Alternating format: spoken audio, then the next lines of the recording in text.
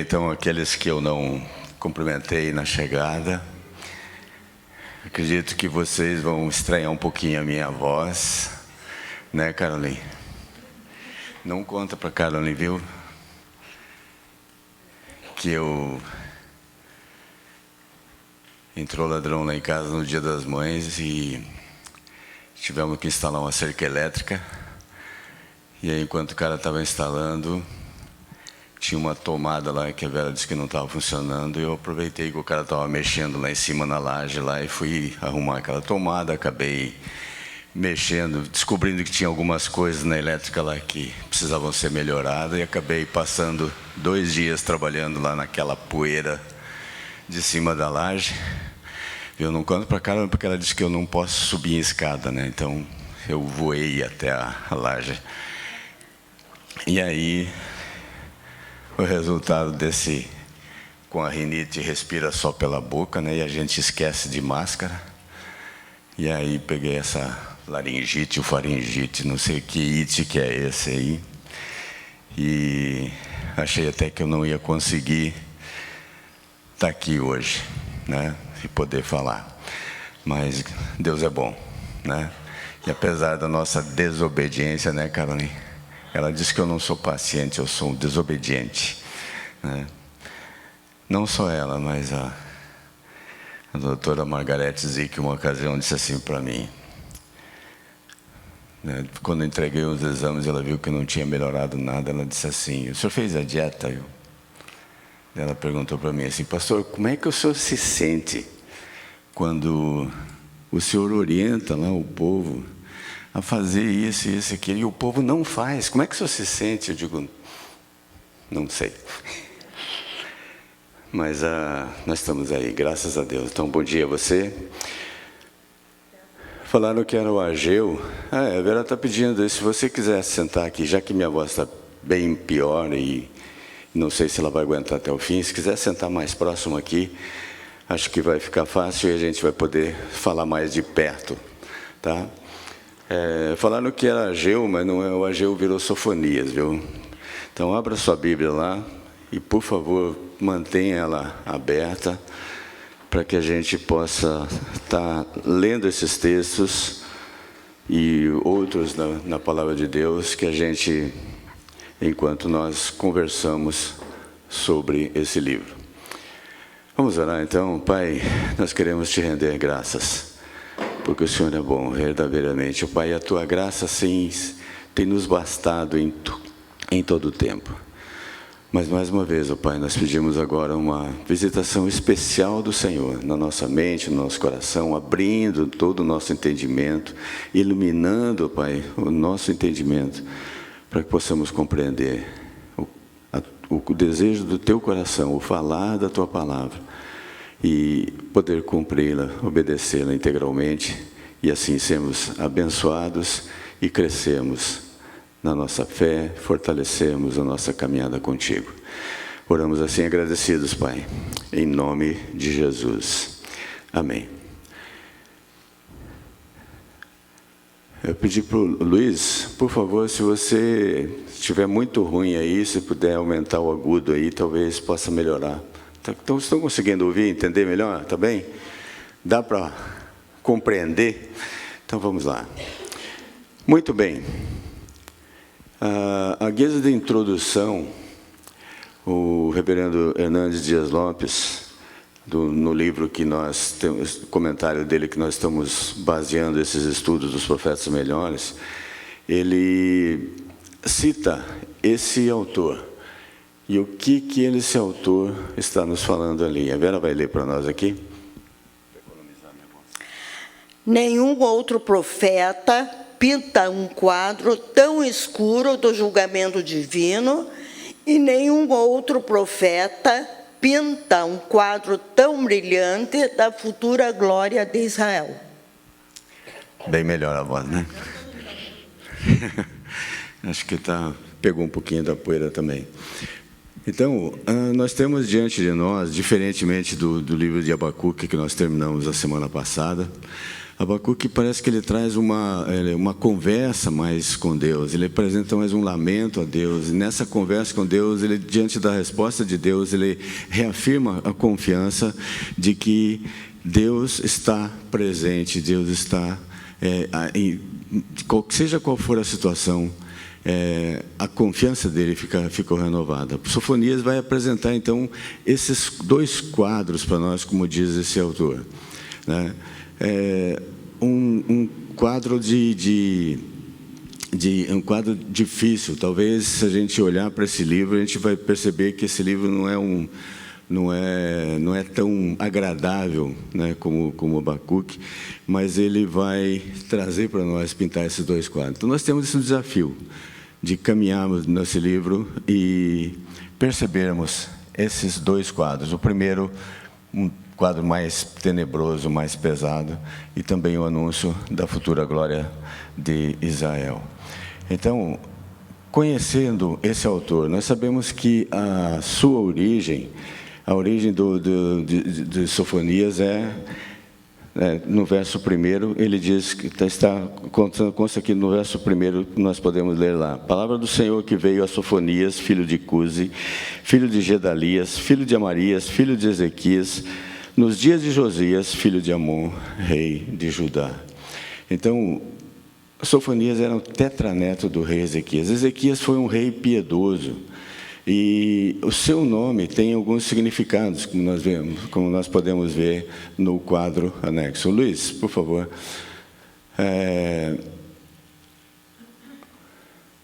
Então, o nome dele tem esses significados: aquele a quem Yahvé oculta. A ideia de ser escondido de Deus, escondido do mal por Deus. E também o outro autor coloca que tem a ideia também do Deus que protege, né? Aquele ministério da proteção de Deus de uma forma muito especial ao seu povo que é fiel. Se tem um dos atributos que eu sempre tenho citado como especiais de Deus, é o atributo da preservação. Parece que Deus está sempre guardando o seu povo, preserva os seus filhos. Então, mesmo diante de ameaças, diante de situações de injúria, de dificuldades, de perseguições, né, Deus está sempre guardando, preservando os seus filhos inocentes, aqueles que permanecem fiéis. Outra coisa também, a guisa de introdução, é que Sofonias vai exercer o seu ministério durante o reinado de Josias, e o reinado de Josias se deu de 640 a 609, portanto, o período em que Sofonias vai prestar o seu ministério de profetas. Mas esse ministério profético de Sofonias é realizado, e ele tem, dentro de um contexto tanto político como religioso. Então, no próximo slide, nós vemos que o contexto político que Sofonias encontrou abrange alguns impérios que dominavam, que estavam exercendo uma influência muito forte na vida do povo, no culto, na adoração, nos relacionamentos, nos procedimentos. E esses impérios, então, um pouco antes de Josias, né, os assírios, desde Ezequias combateu muito fortemente os assírios, mas a influência dos assírios permaneceu muito ainda no tempo de Josias, e todo o pecado, então, vindo dessa influência, é o que Sofonias vai combater. Né? Em seguida, os egípcios, com o faraó Neco, né, sobre Joacás, depois sobre Joaquim, e os babilônios estão chegando para se tornar, então, o inimigo mais feroz de todo o Israel. Os babilônios já aparecem lá ainda Ezequias, com aquela comitiva babilônica que chega diante de Ezequias, vem para conhecer o reino, e Ezequias apresenta todas as riquezas do reino, e depois ele vai aparecer, então, tomando o corpo e exercendo essa pressão, essa influência após Joaquim. E esse período, então, abrange o reinado sobre Judá, né, em Manassés, Amon, seu filho, e depois Josias. Mas há um contexto religioso que nós encontramos, que nós vamos perceber sobre Manassés, Amon e, no tempo de Manassés, Amon e Josias. Convido você a abrir, vamos lá para 2 Reis, capítulo 21, para nós conhecermos um pouco da onde que vem essa influência sobre Israel, que vai formar, né, vai configurar esse contexto religioso ali. Capítulo 21, o reinado de Manassés de Judá.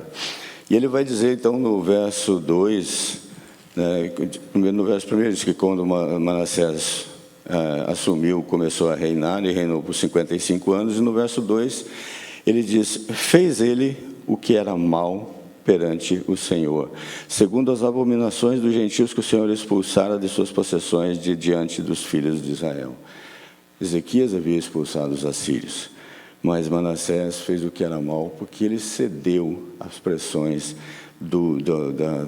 numa total subserviência, tanto política quanto aos assírios, e dessa subserviência, então, uma submissão aos deuses, e acabou, então, fazendo tudo o que era mal. E o que ele fez de mal? Veja a partir do verso 3.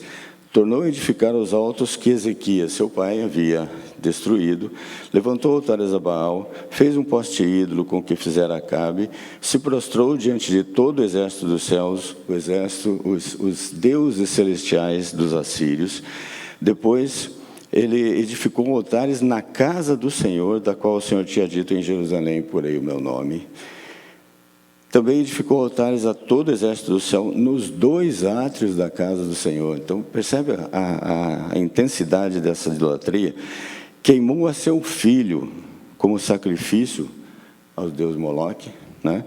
Adivinhava pelas nuvens, era agoureiro e tratava com médios e feiticeiros, prosseguiu em fazer o que era mal perante o Senhor para provocar a ira. E também pôs a imagem de escultura do poste ídolo que tinha feito na casa que o Senhor dissera a Davi, na casa do Senhor. E o que Deus havia orientado? Como que Manassés deveria ter ido? Então, toda essa maldade feita por Manassés, porque ele, por desobediência àquilo que Davi havia ensinado através de Salomão. Então, o que ele vai dizer? Nessa casa e em Jerusalém, que escolhi de todas as tribos de Israel, porei o meu nome para sempre. Não farei que os pés de Israel andem errantes da terra, que dei a seus pais, contanto que tenham cuidado de fazer segundo tudo o que lhes tenho mandado, e conforme toda a lei de Moisés, meu servo, lhes ordenou. Veja o verso 9. Eles, porém, não ouviram. E Manassés, de tal modo, o fez errar, e fizeram pior do que as nações que o Senhor tinha destruído de diante de Israel. Vocês viram o último verso que o Gustavo citou aqui na devocional? Ele termina a perícope que o Gustavo usou dizendo o quê? Da tristeza, né? Porque muitos, o que ele falou? Não guardam. Tem gente que diz assim, não, eu guardo bem, né? Eu guardo bem a palavra do Senhor. Ponho num pedestal lá numa estante aberto no Salmo 91, encho de artigos de decoração lá, né? Guardo bem, né? Mas a Bíblia diz que nós devemos guardar no coração, encher dela as nossas entranhas, né? Então, Mateus 14, 21, Jesus diz assim, aquele que tem os meus mandamentos e os guarda, ou seja, e os obedece. Esse é o que me ama. Será chamado para meu Pai, e eu também me manifestarei a ele. Será amado por meu Pai, e eu também me manifestarei a ele. Então, o erro que Manassés, toda essa influência, vai chegar no reinado de Josias. Então, nesse contexto religioso, Josias entra no capítulo 22 de 2 Reis. Compare o verso 2 do 22, sobre Josias. Agora ele diz, fez ele o que era reto perante o Senhor. Andou em todo o caminho de Davi, seu pai, e não se desviou nem para a direita, nem para a esquerda. E a partir daí do verso 3, o segundo livro dos Reis vai tratar dessa reforma que Josias implanta, então, sobre Manassés. Mas vamos ver, então, como Sofonias vai trazer a sua profecia. Voltamos lá para Sofonias, capítulo 1, verso 2 e 3. O que o texto nos diz? De fato, consumirei todas as coisas sobre a face da terra, diz o Senhor. Consumirei os homens e os animais, consumirei as aves do céu e os peixes do mar, as ofensas com os perversos, e exterminarei os homens de sobre a face da terra. Aqui, Sofonias parece que começa já a introduzir esse julgamento, né? Essa voz de Deus, essa reação de Deus. Qual é a reação de Deus? Talvez, se você pensar um pouquinho, voltar lá no Gênesis, capítulo 6, no verso 5, quando Deus chama Noé para anunciar a Noé a sua decisão de lançar o dilúvio, o verso 5 diz assim: Deus viu que a maldade do homem se havia multiplicado e que era mal, totalmente mal, era mal todo o desígnio do seu coração. A reação de Deus foi então o quê? Ele diz lá: eliminarei todo ser vivente da face da terra.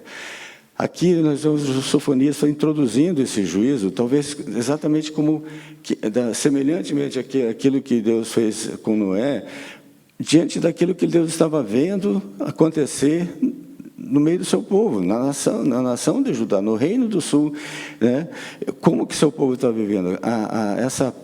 E aí ele vai denunciar todo o pecado ao longo desse capítulo. Então, como se fosse uma introdução a esse juízo de Deus, a esse julgamento de Deus. Então, vai ser um alerta de Deus a todos. Pode passar para nós lá? Nesses versos 2 a 6, então, ele vai mostrar inicialmente então, esse avanço da ira de Deus. Pode passar para nós. Essa introdução da ira de Deus como que na verdade é o tema central, né? É o foco de todo esse livro, o anúncio do dia do Senhor. Muito bem. Verso 4, verso 5, verso 4 e verso 5a. Então, quais são os pecados que Sofonias vai começar a tratar aqui? Verso 4: estenderei a mão contra Judá e contra todos os habitantes de Jerusalém, exterminarei desse lugar o resto de Baal, o nome dos ministrantes dos ídolos e seus sacerdotes, os que sobre os eirados adoram o exército do céu. Então, diretamente, Sofonias já começa a introduzir que o juízo de Deus era por conta dessa idolatria que o povo estava vivendo. Verso 5b: também estenderei a mão contra aqueles que adoram ao Senhor e juram por Ele e também por Milcom. Perceba aqui a mistura, né? Esse sincretismo. Adoram ao Senhor, mas também aos ídolos. Mantém essa, né, mais ou menos como a gente... Talvez eu sempre lembro, quando a gente... na nossa espiritualidade no Brasil, eu lembro sempre, sobre esse sincretismo, eu lembro sempre de uma novela, por exemplo, uma novela antiga, daquelas de época, que havia era sobre tinha uma cena que eu lembro de uma senzala, e tinha um casal de escravos, que tinha tido um bebezinho, e aí o pai diz para ele: não, nós vamos batizar o bebê. E aí a avó desse rapaz diz para ele assim: não, mas nós não podemos batizar, nós temos o nosso culto, nós temos a nossa religião, nós temos a nossa forma. Ele diz assim: não, vó, não se preocupe, nós vamos fazer isso porque os senhores lá que querem, porque é a prática cultural aqui, mas nós mantemos a nossa religião, o nosso culto, a nossa fé da mesma forma. Então, aquela mistura, né, aquela união, esse sincretismo se estabelece, que já vinha acontecendo ali em Judá. E a terceira situação, ele vai estender a mão também no verso 6, contra aqueles que deixam de seguir o Senhor e não o buscam e nem perguntam por ele. Indiferença, né? Viviam como se Deus não existisse. Em toda a sua forma de ser, forma de agir, eles viviam em sua prática, nos seus procedimentos, nos seus relacionamentos. O povo ignora Deus, né? Simplesmente vive alheio ao seu falar. Mas a partir do verso 7 seguintes, pode passar para nós, ele vai mostrar então o dia do Senhor. Ele introduz o dia do Senhor dizendo: cala-te diante dele, diante do Senhor Deus, porque o dia do Senhor está perto, pois o Senhor preparou o sacrifício e santificou os seus convidados. Cala-te, silencia. Eu não sei se você já viveu experiências do tipo, quando o pai ou a mãe chama vocês assim: senta aqui, vamos ter uma conversa séria. Você tremia, né? Senta aqui. Então chama, fica quieto, ouve, presta atenção. João vai falar lá no Apocalipse, quando ele escreve as cartas às igrejas, ele termina dizendo assim: quem tem ouvidos, ouça. Então presta atenção. Sofonias parece que vai num crescente. Você vai perceber que ele vai num crescente durante esses 18 versículos aqui, para anunciar esse juízo do Senhor. Então ele diz assim, começa aqui, ó. Se prepara. Vê que ele diz lá: o Senhor já preparou o sacrifício. Então, ele diz: o Senhor já preparou. Senta aqui, vamos conversar. Né? Está tudo preparado, fica esperto. Então, e aí, a partir dos versos seguintes, né, ainda só lembrando dessa definição, desse conceito que esse autor, Arca Júnior, coloca sobre esse dia do Senhor. Ele será, então, um castigo terrível sobre a nação desobediente de Judá e a completa destruição das nações pagãs gentias. Aqui, então, ele começa a dizer deixar esse anúncio, esse apelo, esse alerta cada vez mais pesado. Então, ele considera um castigo terrível. Mas ele deixa uma brechazinha ali, aquele atributo da preservação, da proteção de Deus, deixando ali como que, assim como ele deixou lá no Gênesis, né? Lembra quando ele falou para Noé? Ele disse que ia exterminar toda a vida da terra, todos os homens da terra, mas ele preservou Noé. E aqui então o Arca Júnior começa a colocar também, deixa uma portinholazinha aberta, dizendo que há uma chance de você se livrar desse juízo. Somente por meio de um arrependimento em tempo é que haveria a possibilidade de um escape desse juízo.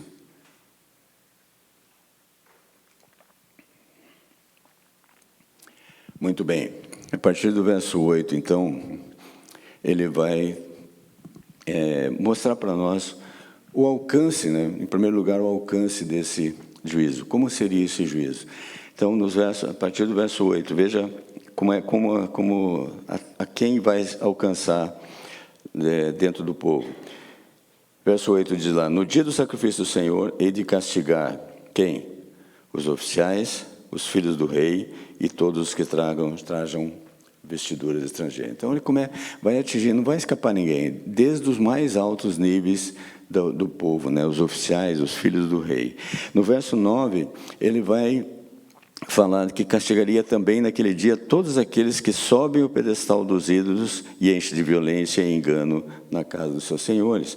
Então vai alcançar os idólatras, vai alcançar aqueles que promovem, que ensinam violência, que são afetos à mentira, trazem engano, levam o seu povo a errar, né? O autor aqui está dizendo, né, que Manassés fez o povo errar. Então, a todos esses idólatras e proclamadores de violência e mentira serão alcançados. No verso 10, naquele dia, diz o Senhor, far-se-á ouvir um grito desde a porta do peixe, um uivo desde a cidade baixa e grande lamento desde os outeiros. 11, uivai vós, moradores de Mactés, porque todo o povo de Canaã está arruinado, todos os que pesam prata são destruídos. Então, como que estivesse olhando para uma abrangência geográfica. A Porta do Peixe aqui indica a porta mais ao norte de Jerusalém, né? Até a Cidade Baixa. Todos os outeiros, né? Todos os montes ao redor, todos os bairros, os moradores de Mactés, por exemplo, aqui uma figura de uma indicação de um bairro, porque todo o povo de Canaã, né? Todo o povo da região está arruinado. E aí, veja verso 12. Naquele tempo, esquadrinharei a Jerusalém com lanternas e castigarei os homens que estão apegados à borra do vinho. Então, ele vai alcançar a todos, né? Essa ideia ali do esquadrinhar, de usar lanternas. Você já perdeu alguma coisa em casa? Você vai procurar uma luz maior, você vai pegar uma lanterna, você vai... Hoje ninguém pega lanterna, né? Só liga a lâmpada, a luz do celular, né? Mas você vai procurar para você achar lá nos cantinhos mais escondidos. Então não vai ter como se esconder, né? Então ele vai alcançar todos, aqueles escondidos, vai alcançar aqueles que estão apegados à borra do vinho. O que é a borra do vinho? Né? O Silas, por exemplo, lá, desde o tempo do seu Gustavo ainda, produzem vinho na fazenda. Né? Tem aquela borra do vinho, aquela sobra, né, depois do moer da uva. E dizem que essa sobra não pode ser misturada ao vinho, porque ela vai comprometer o vinho. Então, é aquilo que vai tornar o vinho prestável. Então, e aquelas pessoas, então, vai alcançar aqueles que permanecem agarrados àquela sobra, aquilo que não presta, aquilo que vai destruir, aquilo que vai estragar a vida.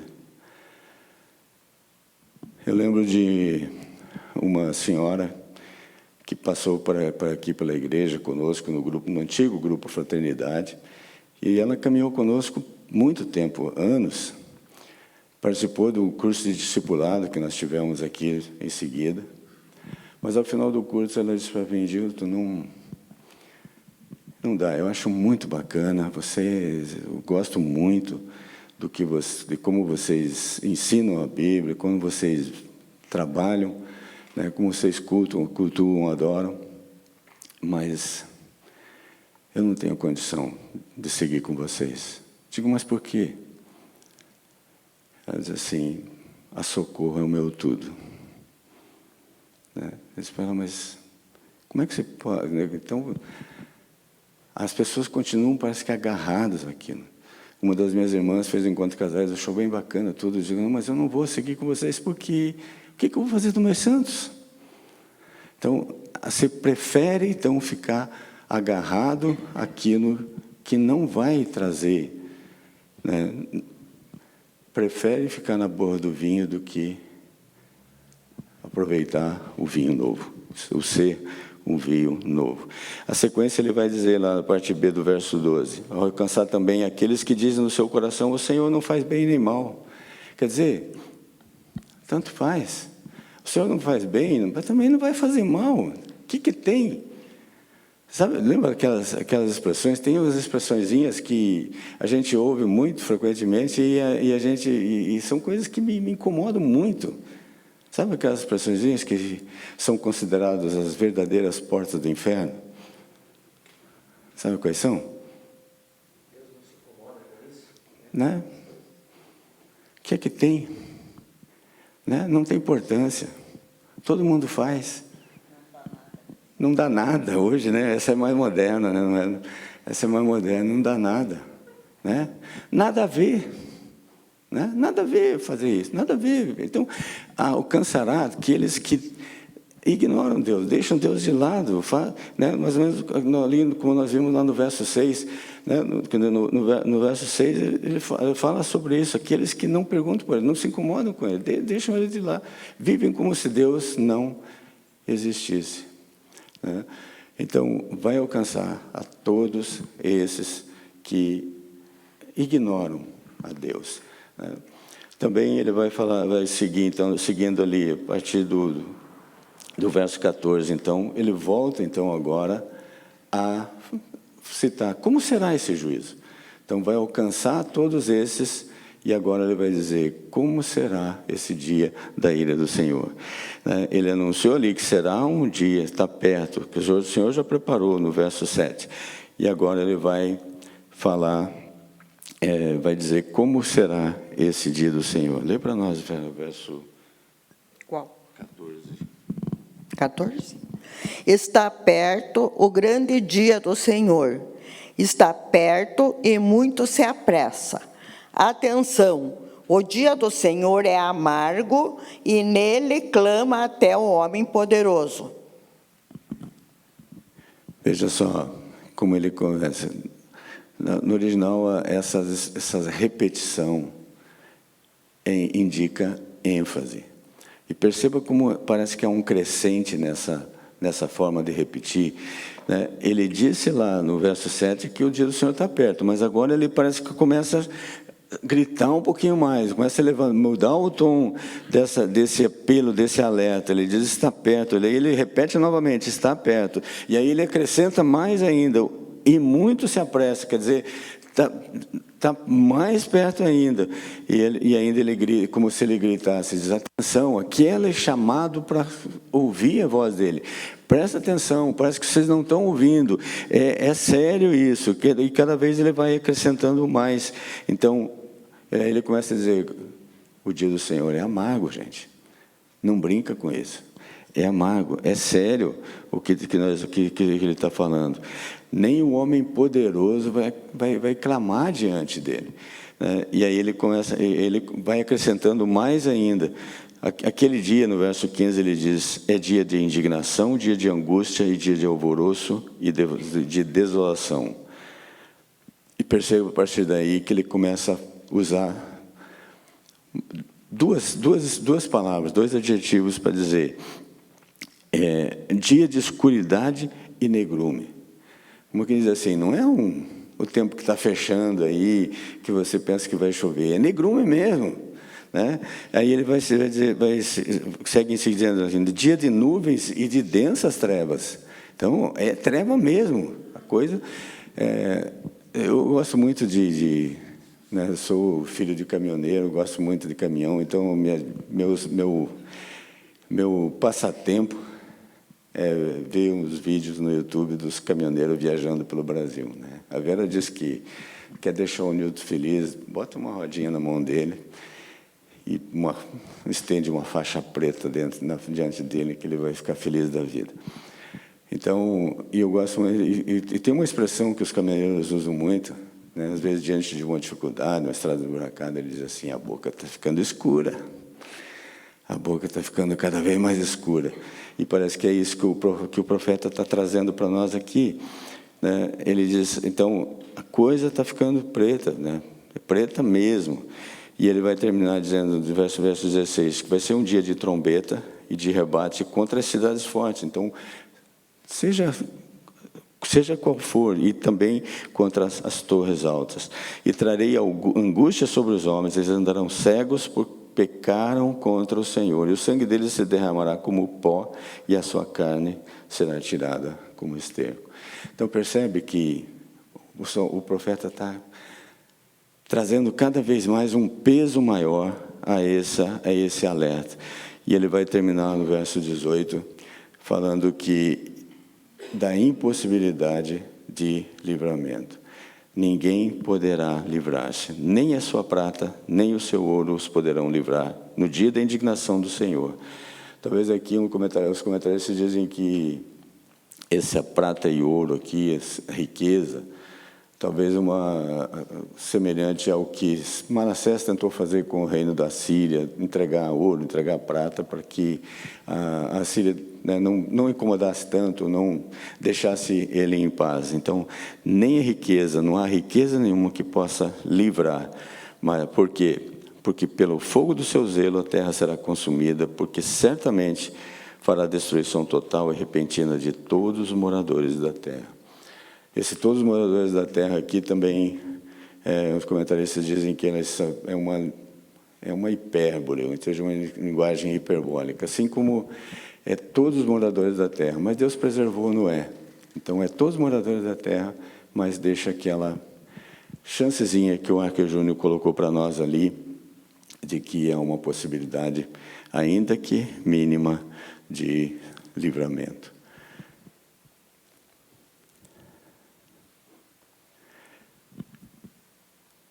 Até aqui. Dúvida? Algum comentário? A boca está ficando escura? Ou então alguns dizem lá, a batata está assando, né? Aí nós podemos parar um pouco para pensar, para refletir. Ou fazer aquilo que já o primeiro versículo do capítulo 2 diz para a gente ali. O que ele diz lá? Concentra-te e examina. Vou pegar um gancho, né? O capítulo 2 é a próxima aula, mas só um ganchozinho ali para a gente pensar, para a gente refletir um pouquinho. Numa das turmas da preparação de novos membros, quando a gente estava estudando sobre as doutrinas básicas bíblicas que nós adotamos, que nós seguimos na Igreja Presbiteriana,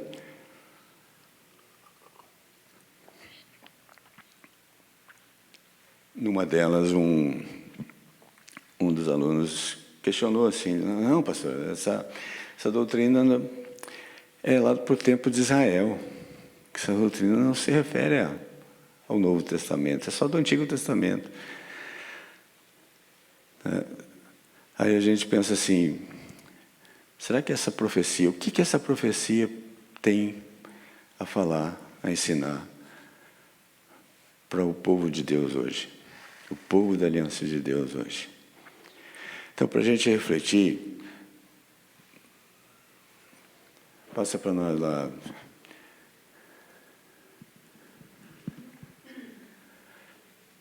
Quem era? Para quem essa profecia, então, foi dirigida? Judá e Jerusalém. Quem era Judá e Jerusalém? Era o povo da aliança, era o povo de Deus. Mas como eu disse para esse aluno na classe lá, essa doutrina era para Israel. Mas quem que é o Israel de Deus hoje? A igreja, eu e você. Então, o que essa profecia tem a dizer a mim e a você, a igreja do Senhor, hoje? Quando nós lembramos lá de Deus falando com Noé, a reação de Deus foi por conta daquilo que Deus viu estar acontecendo. Aqui em Sofonias anuncia esse juízo por conta daquilo que Deus estava vendo estar acontecendo no povo de Judá, no Reino do Sul, daquele povo de Deus. Agora, o que será que Deus está vendo quando olha para o seu povo de Deus hoje? A igreja de Deus, eu e você. Como será o que Deus está vendo?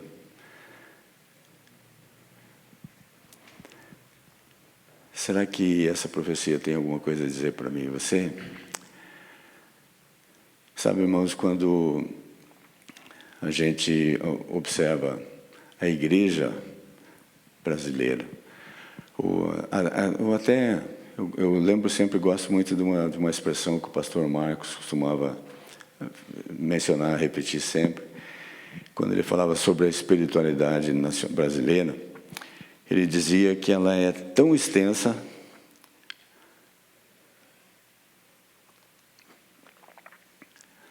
quanto o território nacional. 8 milhões de quilômetros quadrados. Né?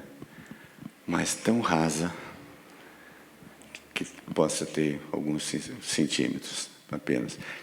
E eu fico impressionado quando eu observo, se você pode observar isso, quando você vê que eu tenho visto muitas palestras, muitas conferências, encontros de líderes, em que pregadores como Hernandes, como Nicodemos, estão trabalhando muito a questão da igreja brasileira. né? O que que Deus está vendo? Por que isso? O que eles estão destacando, estão buscando tratar, né, chamar a atenção do povo evangélico? Às vezes a gente pode pensar, não, isso é só para o Antigo Testamento, ou isso é só para as religiões não evangélicas. Mas o que Deus está vendo na sua igreja aqui no Brasil, na igreja presbiteriana no Brasil? Porque não na igreja presbiteriana, no nosso presbitério? Como que Deus está vendo a primeira igreja presbiteriana, você e eu? Como são, e essas críticas, esses alertas que esses irmãos têm passado nessas conferências, têm questionado cultos que se tornaram, igrejas que se tornaram praticamente empresas, práticas meramente pragmáticas, metodologias mais humanas, mais empresariais, verdadeira business, né? Para conduzir o povo. Cultos também, às vezes, tão cheios de emocionalismo, de, né, eventos, ou então outros tão frios que não se preocupam mais com a pessoa, com a vida, com o cuidado das pessoas. Esses ensinos da palavra de Deus tão distorcidos, tão deixados, a Bíblia tão deixada de lado, né, não guardado, não ensinado, que levam o povo a errar por conta de enganos, aquilo que Sofonias estava criticando, que estava acontecendo em Judá. Também quantas práticas sincréticas, né? Você abre a televisão, a internet, estão matando animal em cima do púlpito, estão fazendo culto de descarrego. Quantas coisas terríveis a gente pode perceber acontecendo aqui e ali, né? Líderes que se tornam o centro do culto, né? Parece que nós voltamos lá para a Idade Média. Deus parece que não está mais. Deus foi deixado de lado, do centro do culto, o homem acabando sendo ser. Às vezes você pergunta, encontra alguém na rua e diz, eu estou na igreja agora, mas qual igreja está indo? Eu estou na igreja do pastor fulano. A igreja não é mais de Jesus, é do pastor fulano, né? Aí você vai ver, o pastor fulano é o apóstolo daquela igreja. Ele começou lá como evangelista e foi pastor, bispo, mas agora já é apóstolo. E a esposa é bispa também, é apóstola também, os filhos, genro, nota. Como é que está? Quando eu falo isso, às vezes você pode pensar assim, digo, puxa, mas a igreja presbiteriana não é assim, graças a Deus. Não é assim. Graças a Deus nós temos recebido várias e várias famílias ao longo desses últimos anos, principalmente, que chegam para nós e dizem assim, não, eu estou aqui porque eu estava procurando uma igreja que leve a palavra de Deus a sério, que pregue realmente a palavra de Deus. Mas quando Paulo escreve aos Tessalonicenses sobre isso, sobre o dia do Senhor, capítulo 5, antes no 4 ele faz uma exortação à santidade, ele faz uma série de recomendações de como o povo deveria se comportar, o povo de Deus.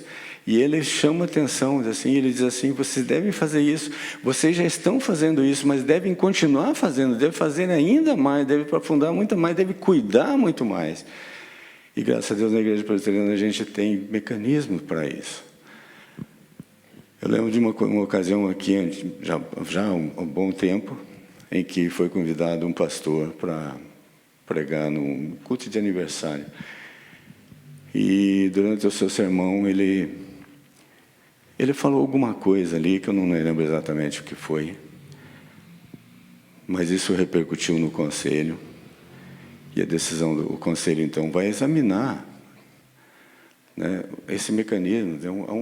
É um conselho que vai acompanhar o que está acontecendo na vida da igreja. E quando detecta que alguma coisa está ferindo a palavra de Deus, o conselho tem a obrigação de intervir. E se o conselho não intervir e tomar alguma decisão que fira a palavra de Deus, tem o conselho superior, tem o presbitério que vai examinar os atos e as atas anualmente e vai perceber que o presbitério vai determinar que o conselho reveja aquela decisão, anule aquela decisão, volte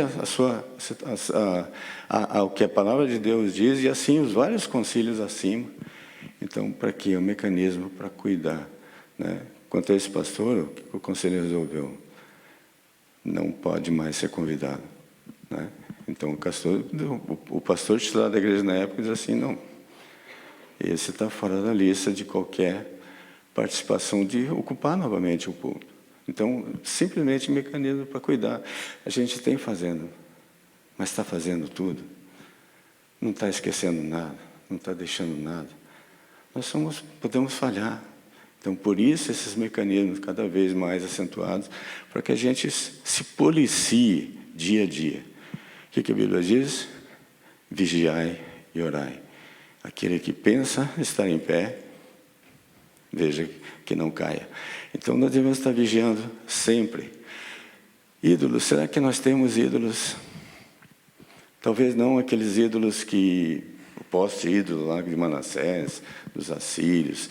Talvez não aqueles santuários que ele fez lá na casa do Senhor, ou na nossa casa. Nada, não, talvez não coisas assim tão evidentes, tão claras, tão concretas. Mas quantas coisas nós temos permitido que ocupem o lugar de Deus na nossa vida, no nosso coração? Quantas coisas vão competir com Deus no nosso tempo, na nossa obediência, no tempo de adoração, na nossa obediência ao Senhor? Às vezes a gente ouve, né, quem diz que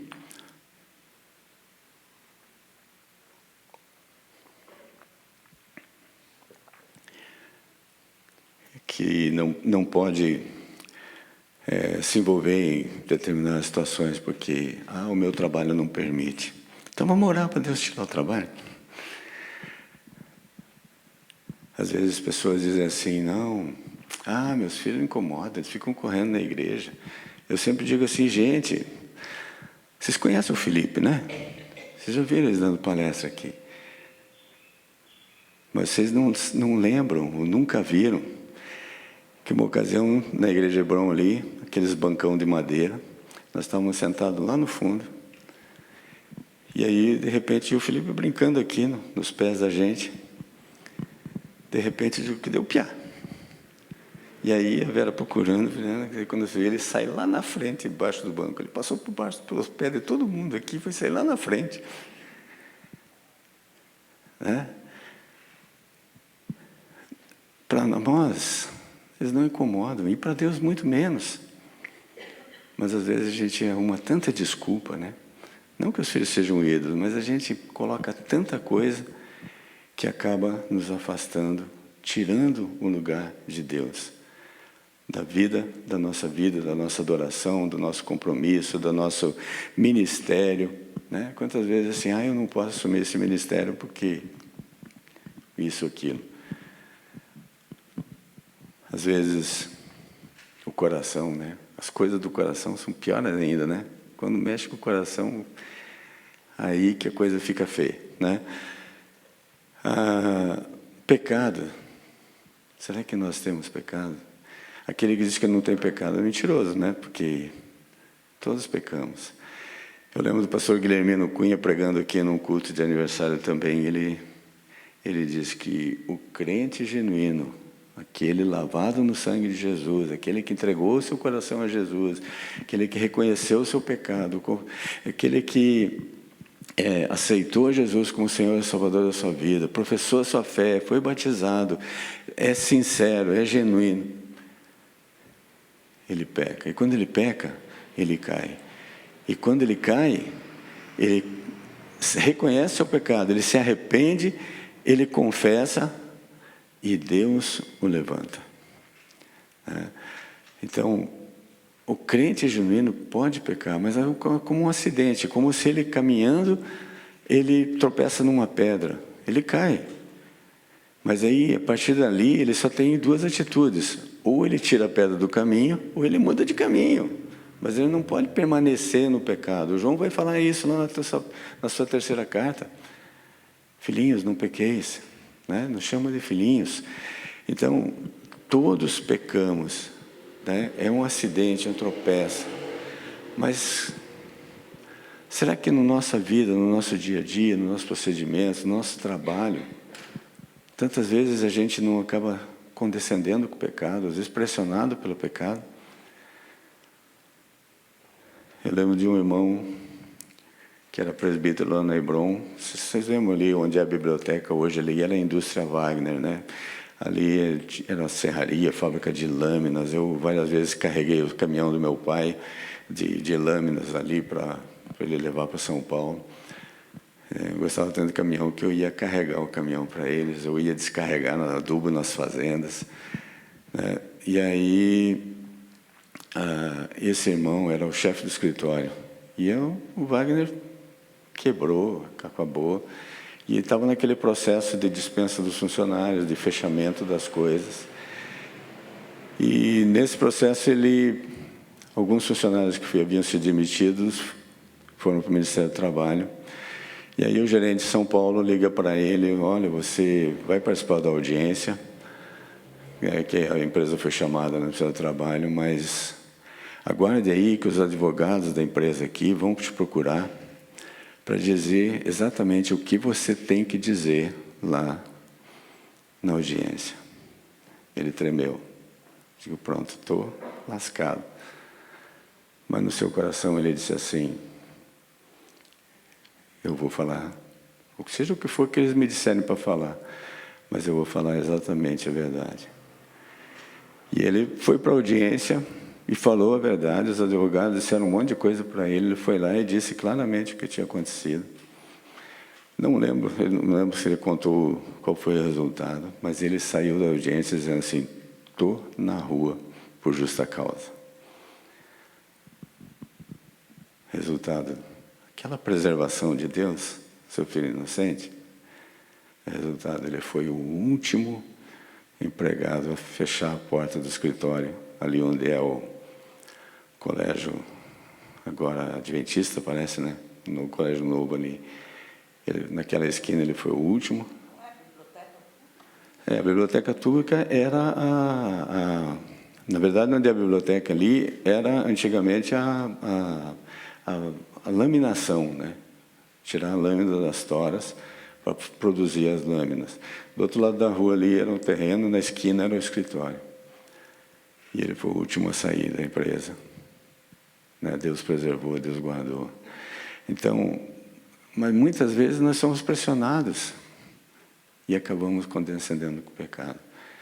Falei do coração. Eu lembro de uma ocasião quando um irmão me contava que minha filha agora está namorando, mas pena que está namorando um rapaz que não é da igreja, que havia se envolvido com droga, que não trabalhava.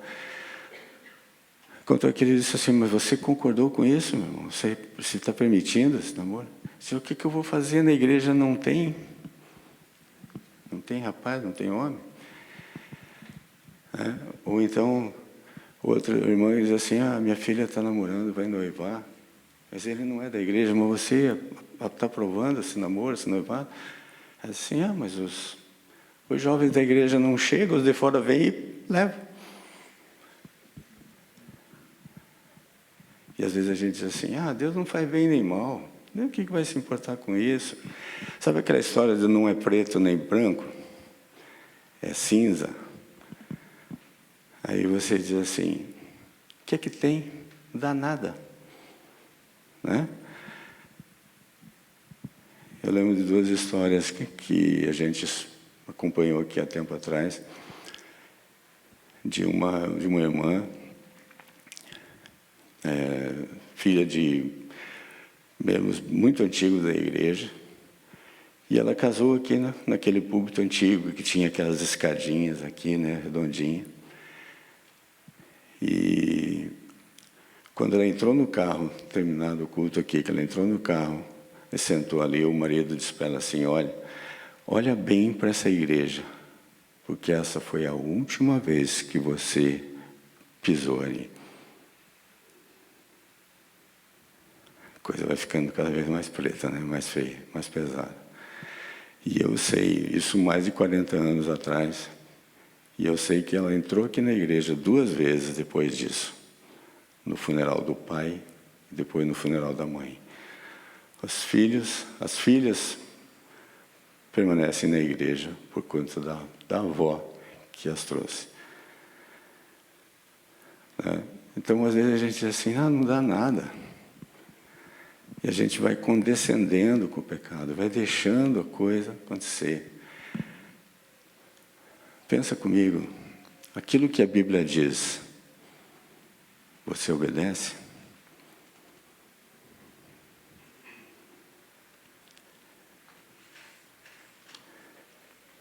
Quando a Bíblia diz assim, não faça, sabe aqueles pacientes desobedientes?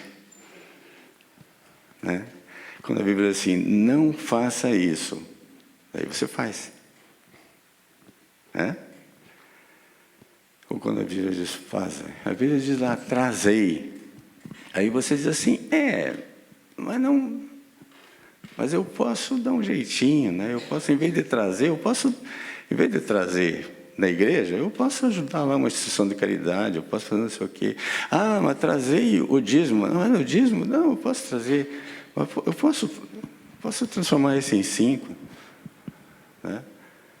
Gente, tem igreja.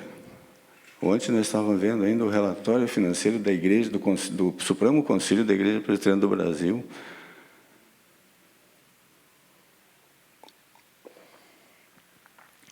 Nós estávamos comentando sobre isso.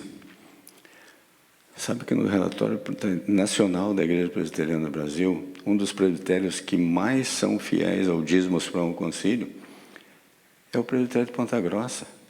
E é um dos presbitérios, e se você olhar para a Igreja Nacional, você vai ver quantos presbitérios muito maiores, igrejas de 4, 5 mil membros.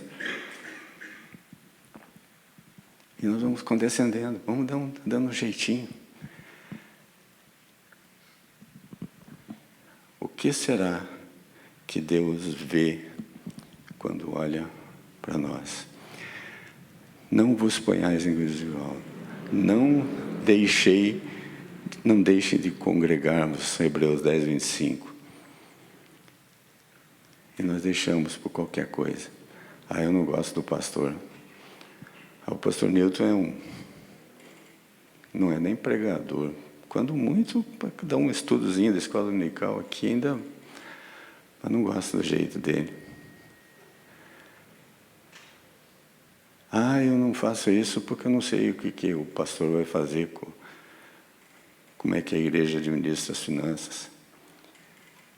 Nós vamos condescendendo com o erro, nós vamos deixando o pecado de lado.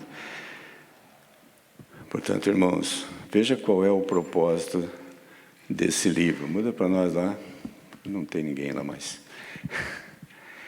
O propósito desse livro... está lá. Opa, onde é que ele está? Ele não está lá, mas está acionando de longe lá. O propósito desse livro, então, Sofonias alerta sobre o julgamento e faz uma convocação ao arrependimento. O propósito central, então, é despertar os piedosos para que se voltassem de todo o coração ao Senhor, a fim de escaparem da condenação do futuro juízo de Israel. Então, irmãos, para nós examinarmos, nós estamos fazendo? Sim. Eu creio que você está aqui porque você busca a Deus, porque você está fazendo. Mas a convocação do profeta Sofonias para nós hoje é porque a gente examinemos se nós estamos fazendo exatamente aquilo que Ele nos convoca a fazer. E que a gente continue buscando crescer cada dia mais. João diz que nós precisamos crescer no conhecimento e na graça do Senhor Jesus Cristo. Qual é a medida do nosso crescimento? Efésios 4 vai dizer que nós temos que crescer, buscar crescer na medida da estatura do varão perfeito. Eu lembro muito, eu gosto muito quando o tio Mário, nas palestras que ele fazia no Encontro de Casais, ele dizia assim, olha, eu tenho muito que crescer, espaço, né? Ele é pequenininho, espaço tem bastante, eu tenho muito para crescer. Nós precisamos crescer nessa medida da estatura do varão perfeito. Há muito que nós queremos fazer.